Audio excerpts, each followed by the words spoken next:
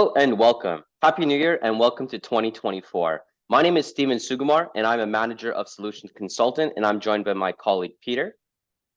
Hey, Peter McMullan. I'm a solutions consultant. Well, Thank you and welcome to Java with Sugar. Listen to bite-sized conversation around current technology and trends.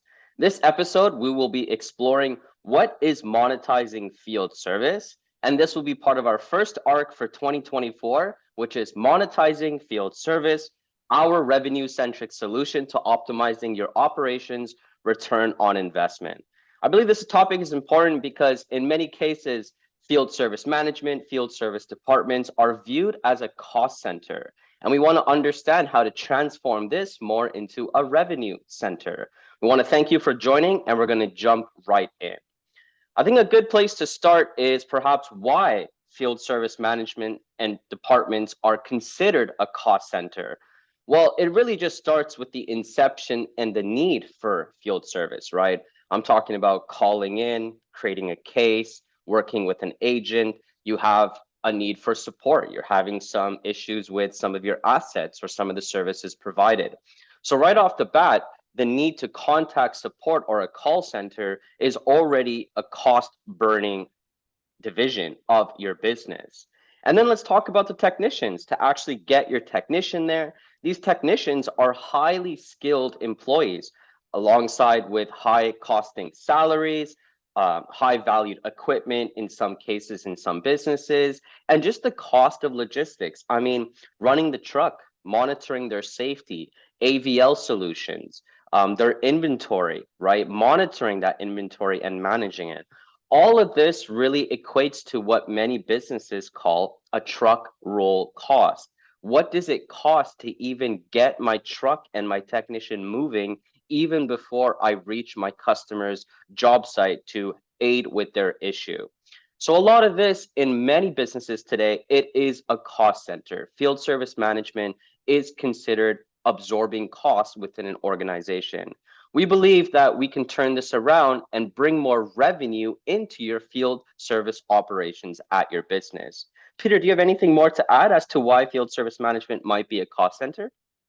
I honestly think like you hit it out of the park there, and I think that we might as well, these people all know how it's costing and why it's costing them money. So let's get into how we can work to mitigate that and to flip this on its head.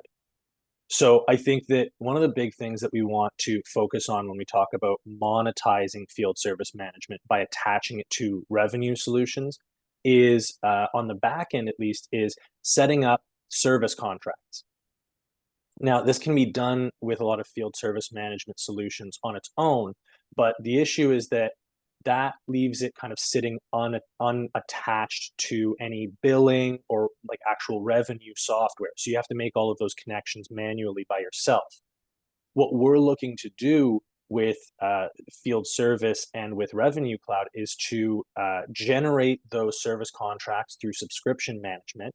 And then you can connect that to field service, and that connection can be configured to auto generate work orders, maintenance plans on your assets, and more.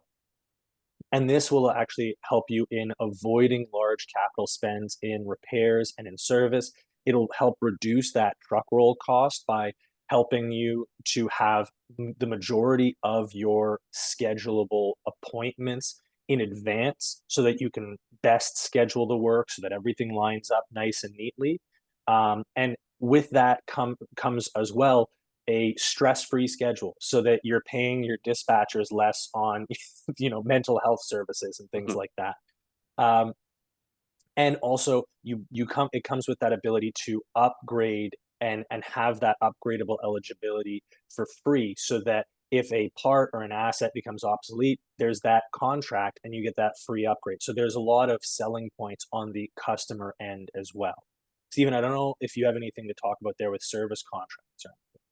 No, that seems great. I mean, it's like warranty being leveled up. I'm almost seeing it like car insurance or home insurance, right? It's worry-free when you encounter a problem. Just call your provider and everything is stress-free for the customer, it seems. Absolutely. Yeah. And so then we get into things dealing with the technicians, right? Going out into the field to do work. And one of the large areas that we see here is that your technicians have time, a lot of face time potentially with customers, right? Your customer has to let them in the building, has to show them where the issue is, has to, is probably chatting with them a little bit to understand what they're doing, why they're doing it, why this issue is occurring, if it's a regular issue, why it continues to occur. And during that conversation, it's very likely that your customer will ask your technician for advice. They're the one fixing it, they're the one doing the job, and they're the one visibly helping, right? Everybody else at your company is who they're paying, but this technician is showing up, they're not asking for money, and they're just doing the work.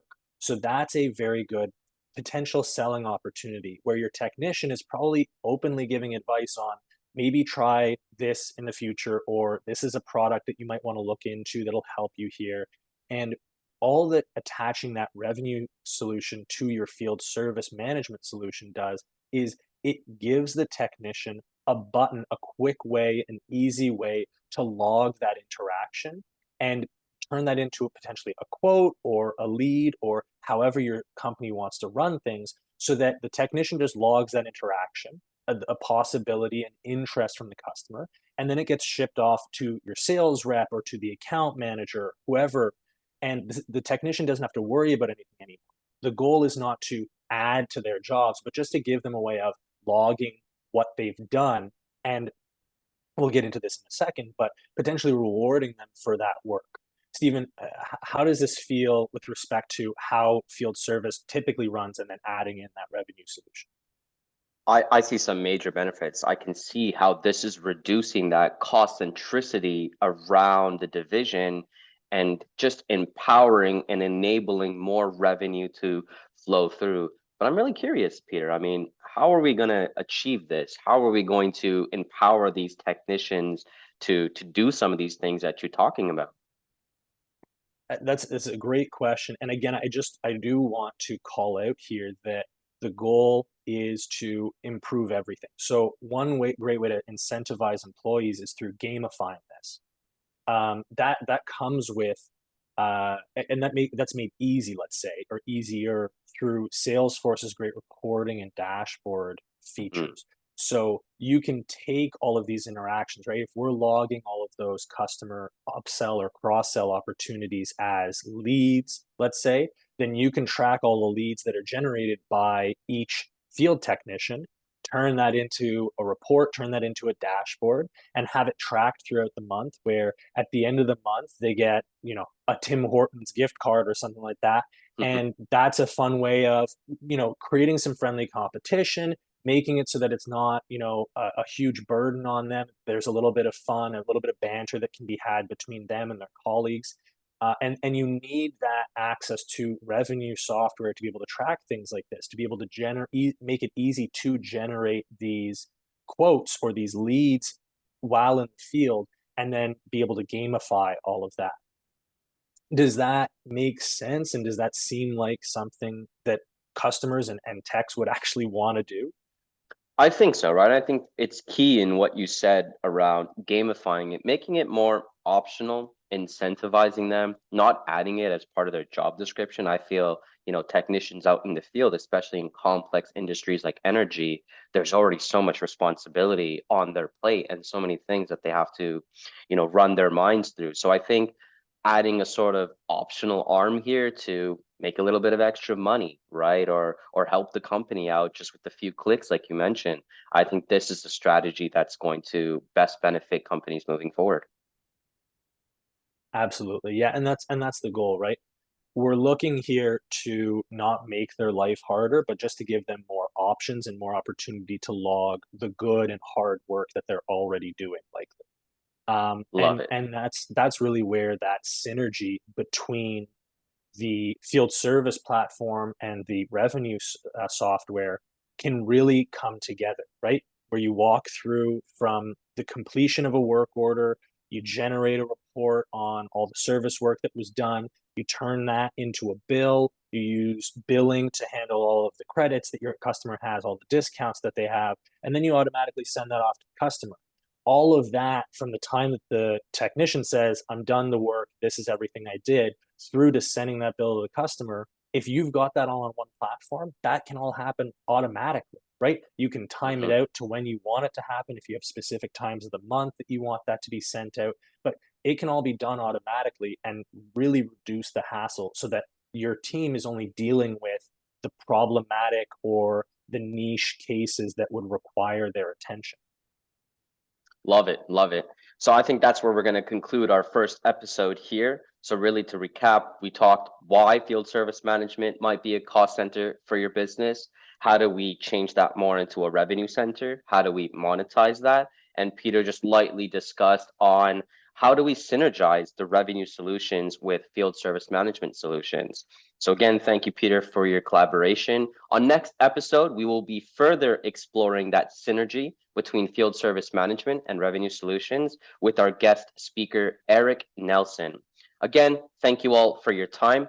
Please, we would love if you can subscribe to get some email reminders when new episodes are out. Follow the podcast on our LinkedIn page, visit our The Absolute website, and contact us for any custom demos, including the monetizing field service demo that we recently acquired. Thank you for listening once again, and we're wishing you a wonderful 2024. Take care.